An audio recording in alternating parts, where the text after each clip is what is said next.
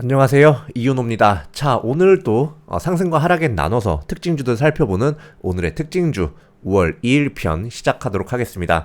자, 5월의 첫째 날인데요. 자, 가정의 달이니만큼 여기 이 영상을 보시는 그리고 우리 방에 계시는 여러분들의 가정에도 평안과 즐거움이 항상 깃들길 바라면서 오늘 영상 시작하도록 하겠습니다. 자, 오늘 역시 코스피와 코스닥 간단하게 시황을 한 번씩 살펴볼 거고요. 오늘의 특징주를 상승과 하락에 나눠서 한 번씩 살펴보도록 하겠습니다. 자, 시황을 한번 살펴보도록 하겠습니다. 자, 먼저 코스피와 코스닥 양대 지수가 오전 시작부터 굉장히 크게 눌러 앉으면서 놀라신 분들 많을 텐데 사실 어느 정도 증시에 관심이 있으신 분들이라면 이 정도까지는 좀 예상을 하셨을 거예요.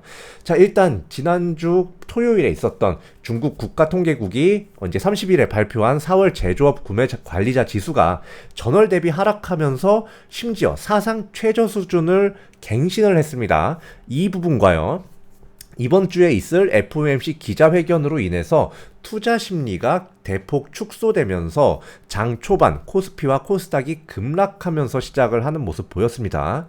자, 하지만 다시금 좀 오후 들면서 회복세 보이는 모습을 보였고요. 지수 반등을 하면서 그래도 좀 이렇게 낙폭을 다시금 회복을 좀 하면서 장을 마감하는 모습을 보였습니다.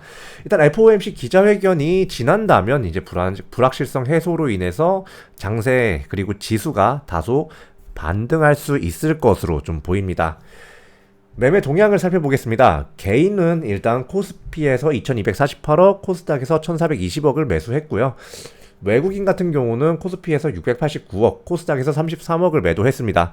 기관이 좀 매도세가 거칠었는데 기관이 코스피에서 1807억, 코스닥에서 1276억을 매도하면서 이 외국인과 기관이 쌍끌이 매도를 하면서 지수가 이렇게 눌린 모습을 보였습니다. 5월 2일 상한가가 보도록 하죠. 일야, 대한제당우, 대주산업, 대한제당, 그리고 멜파스 이 5종목이 오늘 상한가 가는 모습을 보였고, 3가지 종목만 좀 살펴보자면 일단 대주산업, 이 대주산업 같은 경우는 동유럽 리스크의 지속으로 인해서 세계은행에서 역대급 국제 원자재 가격의 고공행진이 2024년 말까지 계속될 것으로 예상을 하면서 이 곡물 관련주들이 다시금 올라가기 시작했어요. 그리고 동유럽 리스크 자체도 사실 좀 해소가 된다는 느낌은 잘 들지 않았기 때문에 이러한 곡물 관련 급등, 곡물 가격 급등을 좀 막을 수가 없는, 그리고 그에 관련된 주식의 주가들도 막을 수 없는 그런 상황이었다고 보시면 됩니다. 일단 대주산업은 배합사료의 제조 및 판매를 주사업으로 영위를 하는 회사이기 때문에 이런 곡물 관련주로 엮이고요. 일야 보겠습니다. 자, 일단 대표이사이자 최대 주주인 강정훈 대표가 332만 주가량을 오는 2025년 5월 1일까지 자발적 의무 보유를 결정했다고 공시하여 상한가 가는 모습을 보였습니다. 자, 여기에 띄워드리는 거 보면 보이겠지만 보시면 당사의 대표이사 및 최대 주주인 강정훈은 일야의 경영 안정성과 지속성 확보를 위하여 다음과 같이 보유 주식에 대해서 자발적 의무 보유를 결정하였습니다 라고 나왔죠. 이렇게 자발적 의무 부여를 한다는 거는 경영 안정도 있고 책임 경영에 대한 면도 있고, 그리고 이제 행오버 리스크가 사실상 2025년까지는 좀 이렇게 생각되지 않을 것으로 판단이 되니까 이렇게 큰 상승세를 보인 모습이고요. 굉장히 좋은 모습입니다. 이래 같은 경우는 플라스틱 사출과 금융사업, 그리고 외식 프랜차이즈 사업 등을 영위하는 회사입니다. 멜파스 보겠습니다. 상장 폐지 위기를 겪고 있는 상황이에요. 자, 그런데 이제 최근에 최대 주주가 변경이 되고 유상증자가 단행이 되면서 이 운영이 정상 궤도로 진입하고 있다는 전망이 이렇게 나오면서 상한가 가는 모습을 보였습니다. 그러니까 한마디로 상장 폐지를 좀 이렇게 극복을 하고 이 위기를 기회로 삼으려는 움직임이 보이면서 이렇게 상한가 가는 모습 나왔다고 보시면 돼요. 멜파스는 일단 경영권 분쟁 그리고 불성실 공시 사유가 계속 발생을 했기 때문에 상장 폐지 위기를 겪고 있었던 겁니다. 5월 2일 상승 종목 한번 보도록 할게요. 자, 좀 묶어 보면 UMA 관련주가 저번 주 한 목요일, 수요일 그쯤부터 계속해서 상승을 보이고 있죠. 베셀 그리고 하이즈 항공 이런 주식들이 포함이 되고 있고요. 그리고 이제 동유럽 리스크 재부가 주식과 곡물 가격 상승으로 인해서 뭐 사조 동화원이라든지 샘표도 추가적인 상승 나오는 모습 보였습니다. 자, 상승 종목 세 가지만 보도록 할게요. 자, 소니드 먼저 보겠습니다.